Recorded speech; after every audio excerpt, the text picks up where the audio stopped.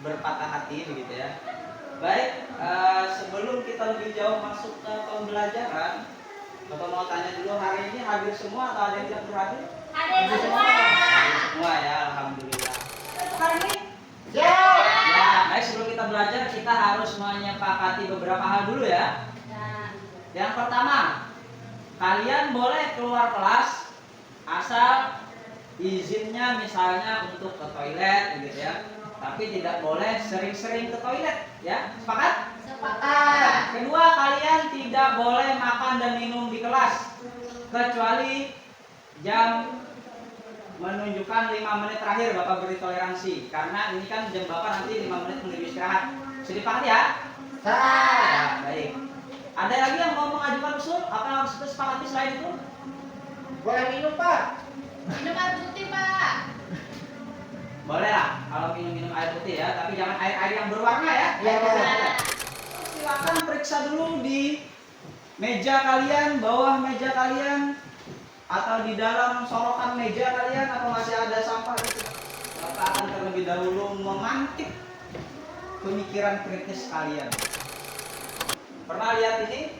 Pernah. Yang warna biru-biru ini ada gambar lambang burung Garuda gitu ya, bertuliskan peringatan darurat.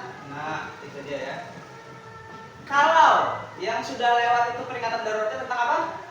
Tentang apa? Tentang Politik. politik, betul sekali. Sekarang ternyata peringatan darurat itu bukan hanya tentang politik. Apa urgensinya, Pak? Ini dia. Nih. Mohon diperhatikan ya. Pembelajaran kita hari ini bertujuan untuk merusak kebodohan kalian. Maka simak dan perhatikan baik-baik pembelajaran. Supaya apa? Supaya kamu menjadi orang yang cerdas ya.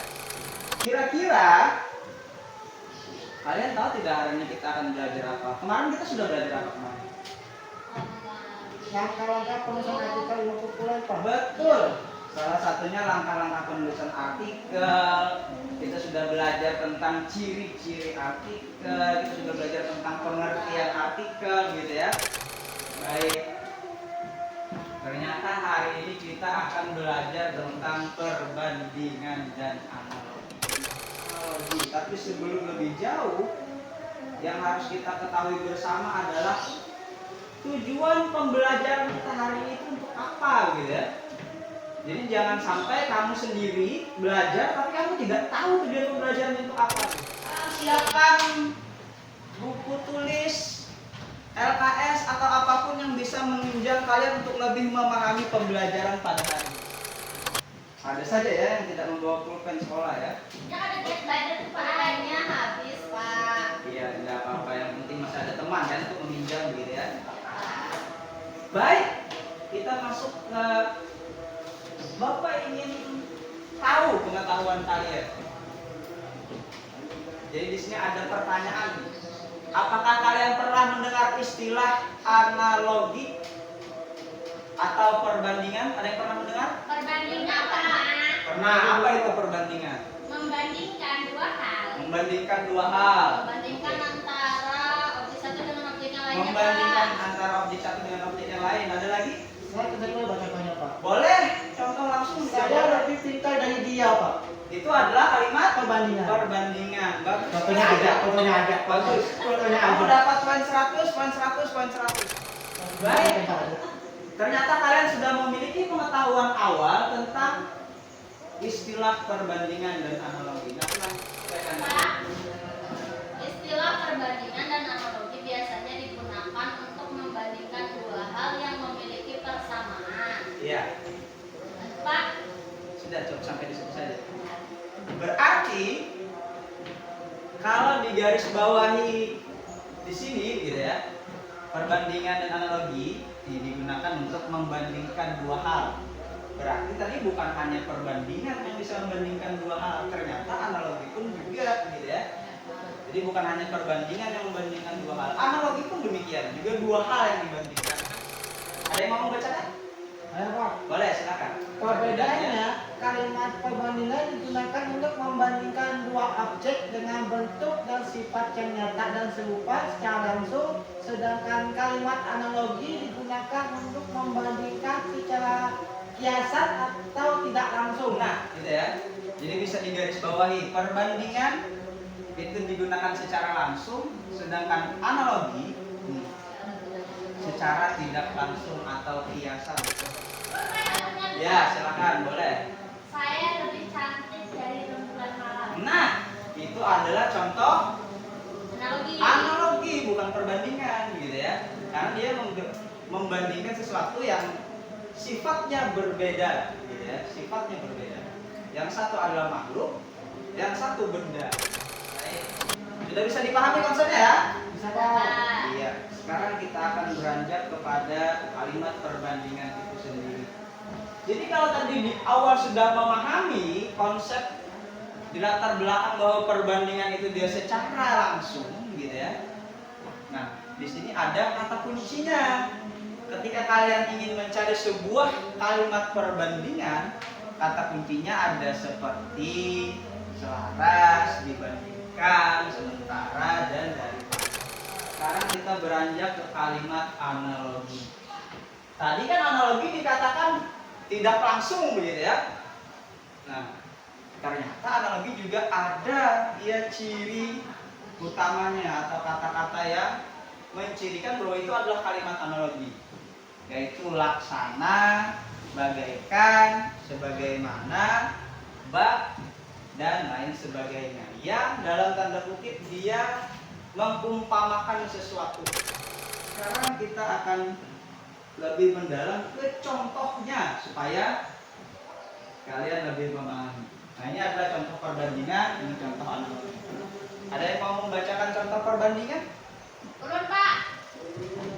Baik, kamu silakan. Saya lebih suka makan soto Banjar dibandingkan ketupat kandangan. Cuaca di Banyuwangi cerah, sedangkan di Kayu Tangis hujan. Kelas 8F lebih rame dan seru dibandingkan kelas 8G. Kita kan udah pakai kelas 8G, Pak. Ya itu, karenanya kelas 8F ada, makanya dia rame. Kelas 8G kan tidak ada, yang jelas tidak rame kan. Ketika kamu membandingkan sesuatu gitu ya, sifatnya sama, misalnya ini sama-sama makanan gitu ya. Soto Banjar dengan ketupat kandangan. Ada yang pernah benar-benar makan soto Banjar? Kenapa? Habis ya?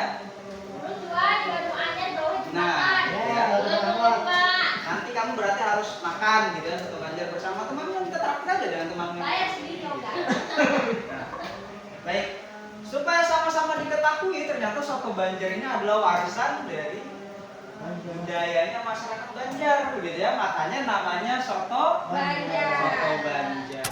Sekarang ada contoh analogi, ada yang mau membacakan contoh analogi? Ya, kamu silakan. Yang pertama itu guru Laksana pahlawan yang mengusir tentara bernama kebodohan.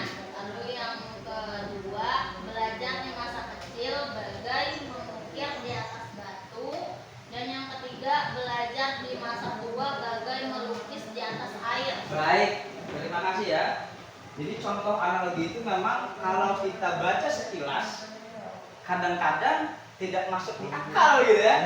Dia lebih sedikit sulit dinalar ketimbang contoh perbandingan. Nah, baik. Tapi ingat kembali ya, cirinya ada kata Kata laksana. Nah, kata penghubungnya laksana atau bagai. Ya, Boleh bertanya? boleh. Bagai itu kenapa diletakkan di tengah Pak? Kenapa tidak di awal kalimat atau di akhir kalimat? Kenapa di tengah bukan di awal atau di akhir kalimat? Menurut temannya di samping, kenapa kira-kira? Kan itu kata penghubung. Kan itu kata penghubung, kata temannya.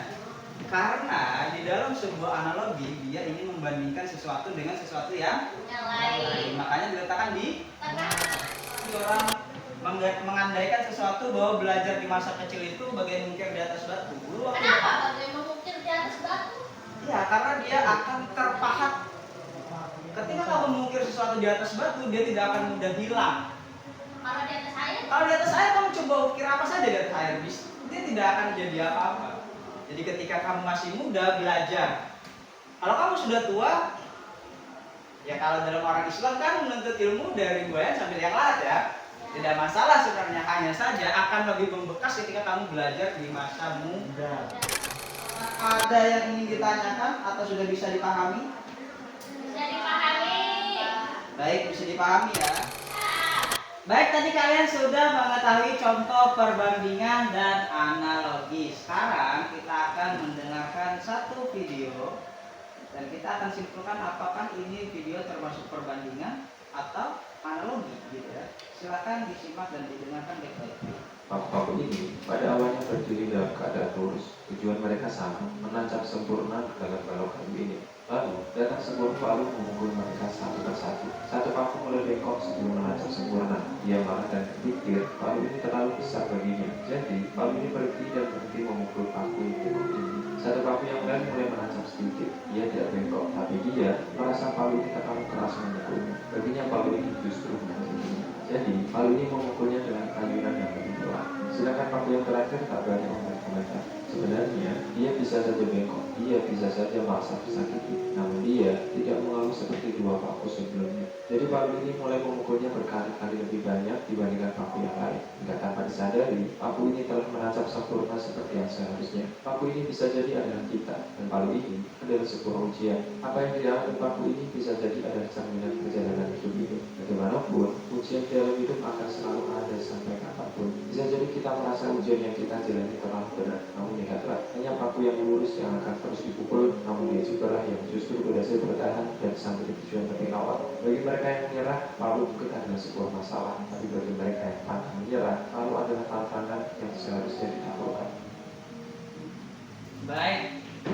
Kira-kira ada yang bisa menyimpulkan tidak? Itu termasuk perbandingan atau analogi? Analogi. Kita dianalogikan sebagai Paku. sebuah paku gitu ya.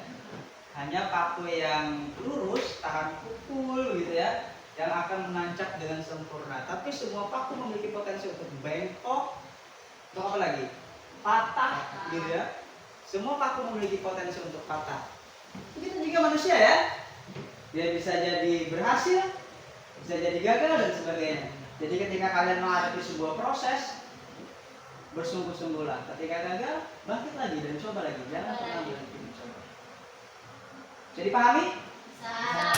Kalau sudah bisa dipahami, sekarang kita akan uji pengetahuan kalian. Tapi sebelum kita masuk ke uji pengetahuan, Bapak punya penugasan kelompok terlebih dahulu. Ya, ini KPD-nya. Silahkan dikerjakan dan dilihat baik-baik ya. Artikelnya tentang Sungai Martapura dan segala aktivitasnya. Sudah ya, di tangan kalian ya semuanya ya. Ya. Pertama, kalian harus mencari contoh kalimat analogi. Cari dua contoh kalimat analogi yang ada di artikel tersebut. Sudah? Dua, Pak. Ya, dua contoh kalimat analogi. Pertanyaan kedua, silakan cari dua contoh kalimat perbandingan. Jadi pertanyaan pertama cari dua contoh kalimat analogi. Pertanyaan kedua cari dua contoh kalimat perbandingan. Bisa ya mencari ya? Bisa. Ingat tadi ya, ada cirinya. Baik itu ciri kata-katanya gitu ya. Kalimat analogi tadi cirinya apa? Kalimat perbandingan cirinya apa?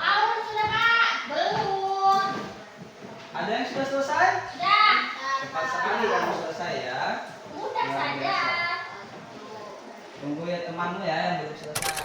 Waktunya tersisa 5 menit ya. Silakan yang belum selesai dicari terlebih dahulu. Sudah, Pak. Sudah selesai? Artikel sudah selesai? Belum, Pak. Ada satu lagi, Pak. Baik, waktunya masih ada 1 menit ya untuk menyelesaikan. Pak. Baik, waktunya juga sudah habis. Kalian sudah mengerjakan tugas secara berkelompok. Sekarang perwakilan masing-masing kelompok ada yang ingin membacakan hasil pengerjaan tugasnya? Ya, silakan. Semuanya nggak Meli. Pak? Sebutkan 2 contoh analogi saja. Dua aja, nanti bukannya nggak. Untuk Dua analogi. Ada Sungai Martapura memiliki cerita sendiri sebagai sungai yang sudah lama menjadi bagian kehidupan masyarakat Banjar. Baik. Tidak hanya sebagai kebutuhan, tapi di sana ada kebudayaan dan sungai ini laksana nadi perekonomian masyarakat. Baik. Apa ciri katanya di sana sehingga kamu mengatakan itu adalah kalimat analogi? Ada kata hubung laksana. Ada kata hubung laksana. Betul atau salah? Betul. Betul ya. Tadi ada cirinya ya dalam kalimat analogi. Baik, ada yang mau menyebutkan kalimat Dari perbandingan? Pak. Baik, karena ada 2 orang, jadi kamu sebutkan 1 kalimat perbandingan, kamu sebutkan 1 kalimat perbandingan. Ya, Pak. Silakan. Di sisi lain ada juga pasar serupa yang berlokasi di Siring Tendean Banjarmasin. Tetapi kondisi pasar terapung di lokasi ini sedikit berbeda dibandingkan pasar terapung Lok Baitan. Itu kalimatnya? Perbandingan, Pak. Kalimat perbandingan. Mengapa kamu mengatakan itu adalah kalimat perbandingan? Karena ada kunci kata dibandingkan. Karena ada kata kunci dibandingkan. Itu adalah ciri dari kalimat perbandingan. Sebutkan kalimat perbandingan yang kamu temukan. Nah, aktivitas di Sungai Martapura lebih tradisional dibandingkan warga di Venice, Italia. Itu termasuk kalimat Perbandingan. perbandingan. Ciri katanya adalah dibandingkan. Jadi sebagai pengetahuan baru untuk kalian, ternyata kehidupan masyarakat di atas air itu bukan hanya di tempat kita di Kalimantan Selatan, gitu ya. Pasar terapung itu bukan hanya di Banjarmasin. Di luar sana, di negara salah satu negara Eropa, di Italia, nama ibu kotanya Venesia, dia juga negara atau ibu kota Venesia itu di atas air. Mereka banyak sekali juga menggunakan kehidupan di atas perahu. Hanya saja lebih berbeda dengan tempat kita. Baik, silakan dikumpulkan ya tugas kelompoknya. Kalau sudah diselesaikan, Bapak ambil ya. Nanti akan Bapak nilai. Terima kasih sudah berpartisipasi dalam pengerjaan tugas kelompok. Selanjutnya kita akan melakukan uji individu. Pakai HP kayak ini sudah boleh, Pak? Boleh menggunakan gawai. Sudah? Belum, Pak. Kalau ada yang dapat 100, nanti Bapak tambahkan 1000 poin ya untuk kamu ya kalau kamu dapat 100. Lihat skor. Pak, 100 Pak. Bagus Hafiz. Kamu Dapat. dapat tambahan 1000 poin. Atika kamu dapat berapa? Ntar Pak, satu lagi, Pak. Hafiz 100, Pak. dapat nilai 100. 100. Baik, Atika juga dapat nilai 100. Berarti Hafiz dan Atika dapat tambahan 1000 poin ya dari Bapak ya. Meli kamu sudah? Belum. Belum. Baik. Lama. Waktu kita masih ada tersisa 5 menit ya. Dapat 100 juga ya Meli ya? Ya. Ya baik. Berarti Meli juga dapat tambahan 1000 poin. Karena kita sudah sampai di tahap menuju akhir pembelajaran hari ini gitu ya. Ada yang mau bantu Bapak menyimpulkan apa saja yang kita pelajari hari ini? Ada yang mau membantu Bapak? Ya, Pak. Baik, silakan. Berarti soal yang kita ambil ini adalah mengenai perbandingan dan analogi. Ya. Perbandingan itu ialah membandingkan dua hal atau dua hal itu secara langsung, sedangkan analogi itu membandingkan suatu hal menggunakan kiasan atau tidak langsung.